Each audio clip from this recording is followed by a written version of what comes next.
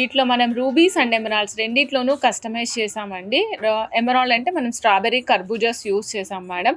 So complete pins use చేసామండి. ఈ pins loose కావాలంటే లూజ్ కూడా సేల్ ఉంటుంది. యాజ్ ఇట్ ఈస్గా ఇదే పీసెస్ కావాలి అనుకుంటే ఈ పీస్ కాస్ట్ వచ్చేసి 16,250 రూపీస్ అండి. 16,250 రూపీస్ విత్ మొజోనైట్ పిన్స్ అండి. మనకి మొజోనైట్ పిన్స్ వస్తాయి, పైన కూడా పర్ల్ వస్తుంది అనమాట. పర్ల్తో పాటుగా వస్తుంది. వెరీ ఆసమ్, చాలా చాలా చాలా బాగుంటుంది.